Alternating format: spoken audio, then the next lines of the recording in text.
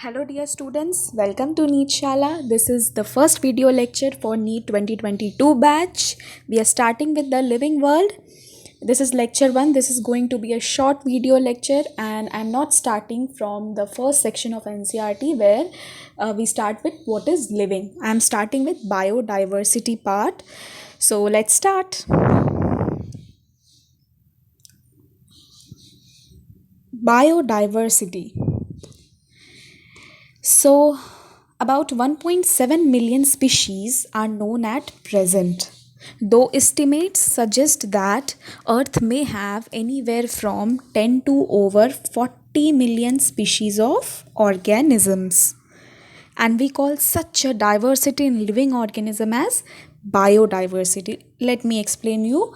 See, nearly we have 1.7 million species, out of which among this 1.7 million species, nearly 7,50,000 of them are, guess what, insects. 2,50,000 of them are flowering plants.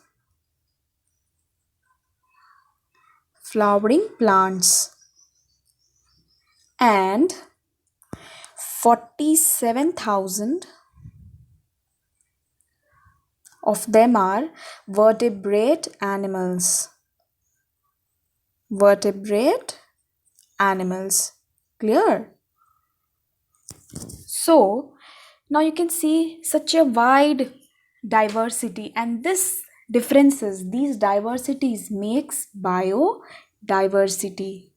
See, all these make what?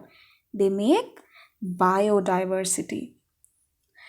Now the next important term, taxonomy. What is taxonomy? It is the branch of biology which deals with identification, naming and classification of living organisms. Clear? Taxonomy, this term, it's a Greek. In Greek, we call it rendering of orders.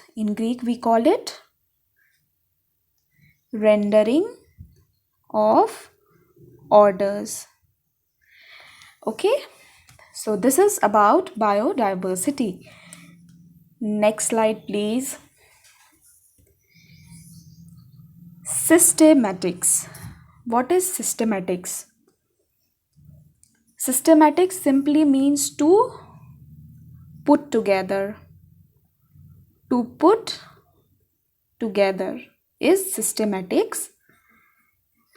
And it is defined as systematically placing of organisms into groups on the basis of certain relationships between them. These groups are only known as taxa.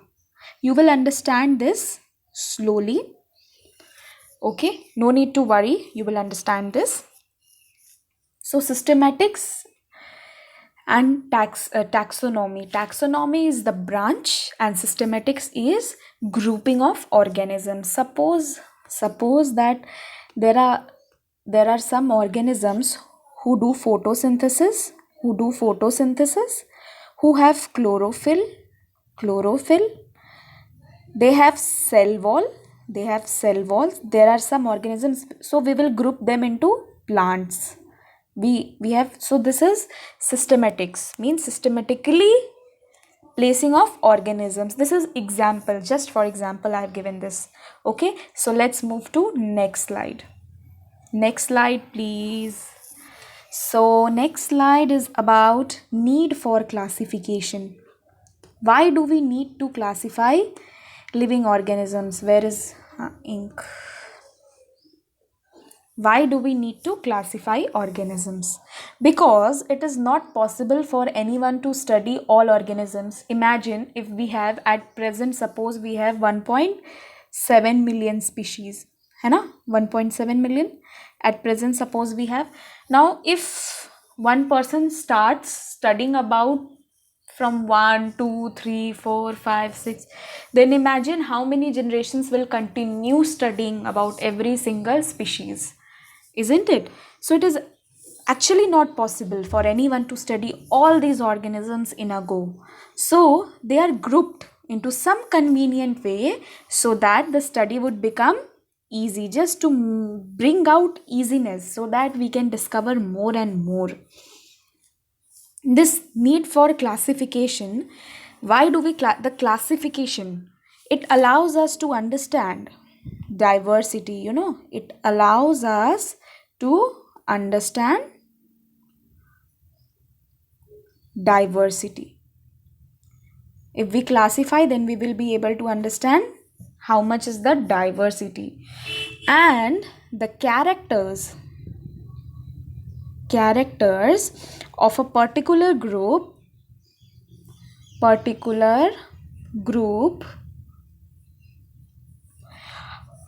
family would apply to all the individuals of that group, would apply to all individuals. What is the meaning of this sentence? All individuals of that group.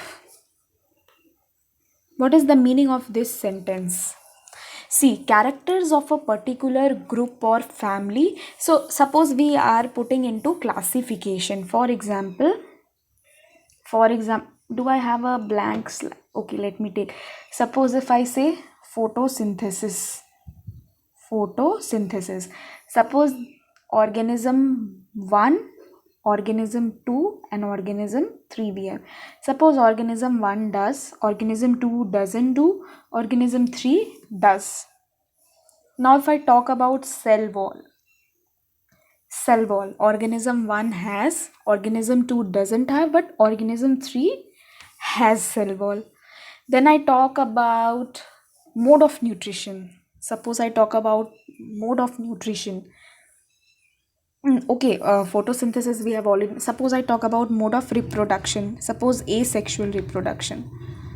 It does asexual reproduction. It doesn't do asexual reproduction, but it does asexual reproduction. Then I talk about sexual mode of reproduction.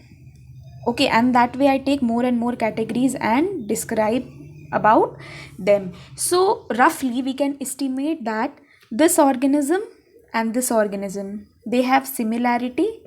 1 and 3 have similarity, so maybe they can be placed together. But organism 2 has dissimilarities, so it is a different organism. Clear? So that is why we need classification, so that we can easily classify organisms into groups and we can study about them. We can know about them in an easier and convenient way so that we need to give less time and we get more input of this. That is why we need to classify organisms. I think it is clear.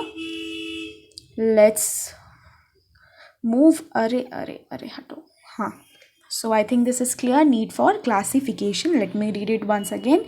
It is not possible for anyone to study all organisms. Imagine how many generations will start studying if we study from 1 to 1.7 million. And if they are grouped into some convenient way, study would become easy. Next slide, please. Okay, so next slide is about history of classification. History of classification. So first we will be talking about Aristotle. अरे ये क्या हो गया? Slide went back. No. Come back slide. Okay, history of classification. First we will talk about Aristotle. Aristotle, what he did? He categorized organisms into plants and animals. It was around 3rd and 4th BC that he classified organisms into plants and animals. And that time he also identified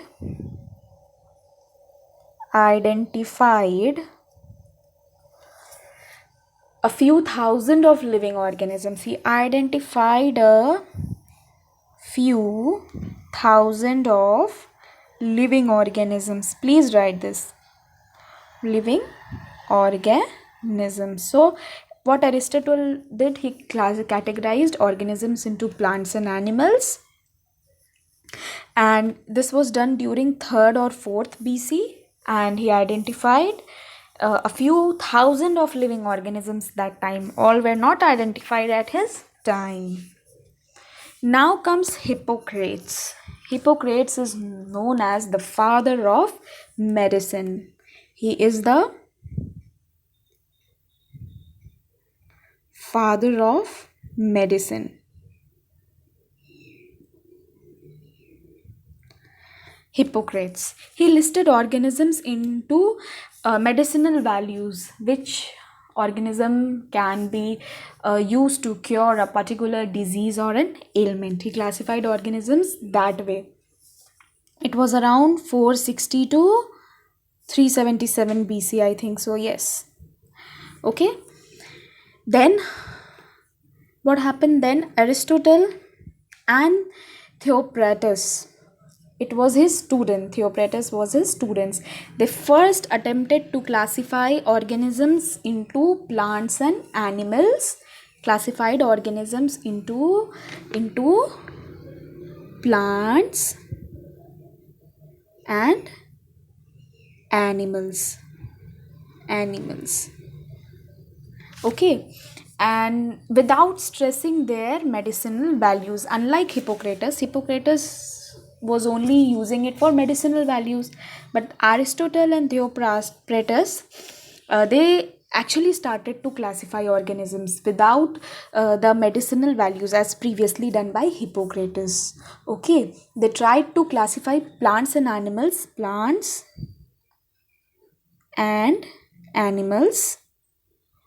on the basis of form and habitat. On the basis of form and habitat. So actually now they started classifying organisms.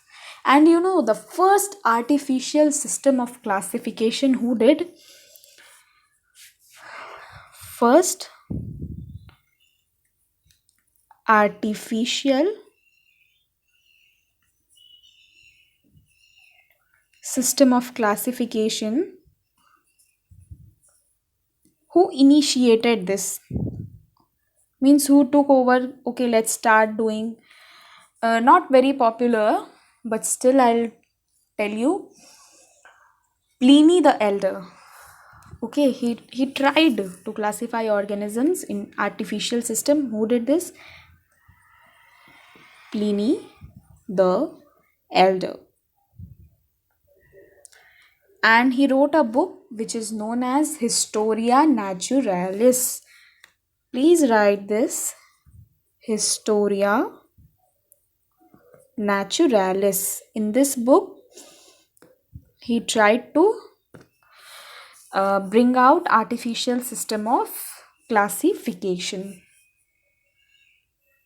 Okay, so let's move to our slide. So in this history of classification, first I told you about Aristotle, then next about Hippocrates, who is also known as father of medicine. Aristotle first classified into plants and animals, Hippocrates into medicinal values, and then Aristotle and his student Theocritus again into plants and animals on the basis of their habitat. Okay, and then binomial nomenclature system. Okay, that every species is named into two categories, the genus and species. Binomial nomenclature system, I will be discussing about this in one. We will have next video lectures where I'll be discussing about binomial nomenclature system also. So for now, just write binomial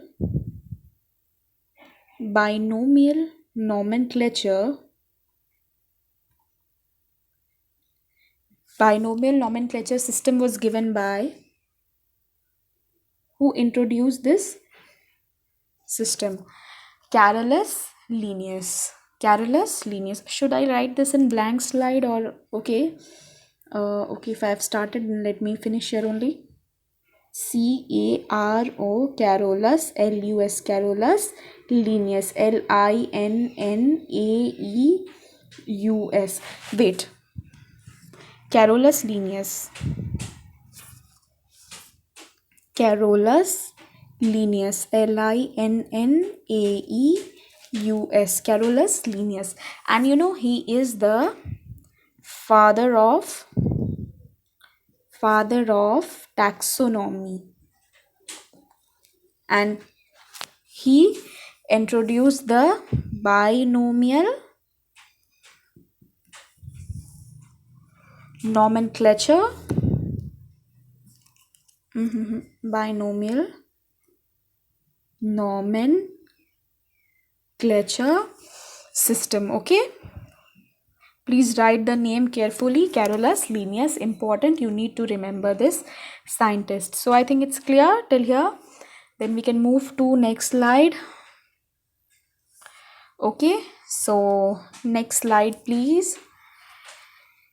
Next slide is about taxonomy. I had defined taxonomy earlier also. I'm defining it once again. Taxonomy. What is taxonomy? The branch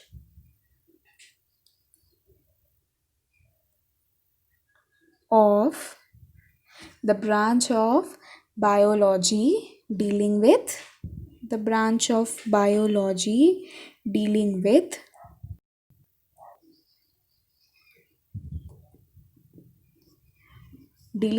identification,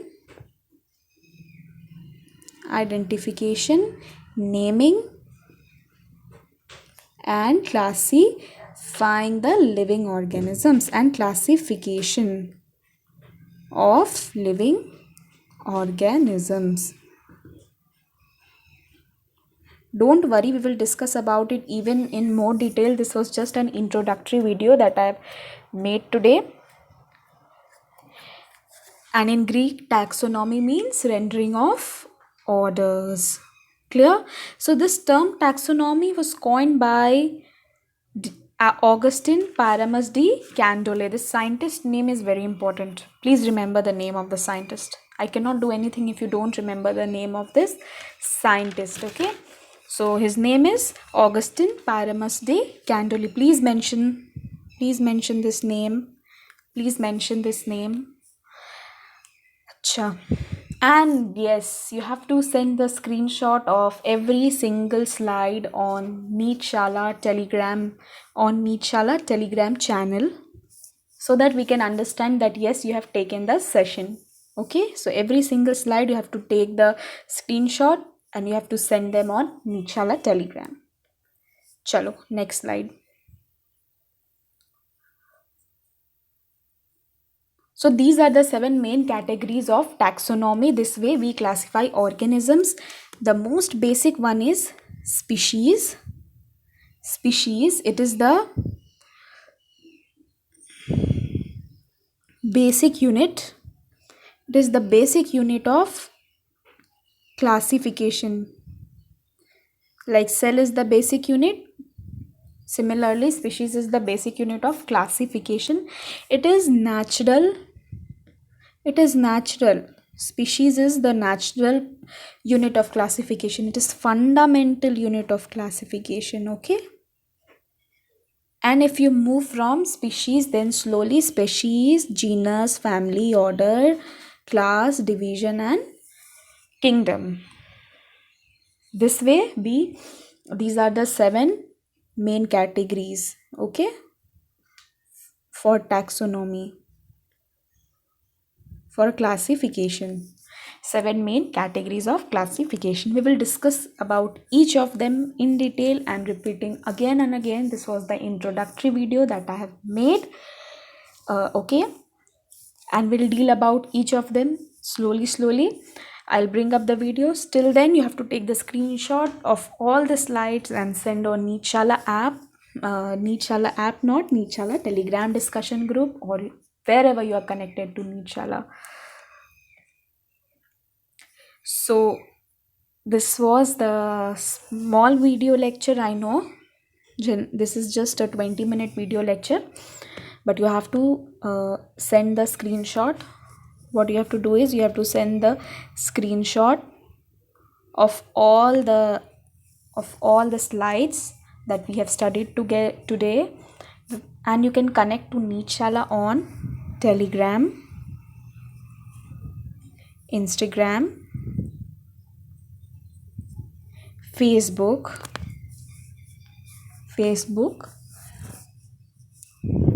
Twitter, and YouTube, obviously. So share your love to Neetshala and send the screenshot so that we can understand you have taken the session of Neetshala. Till then, bye bye, take care, stay home, stay safe, and do comment below in the comment section.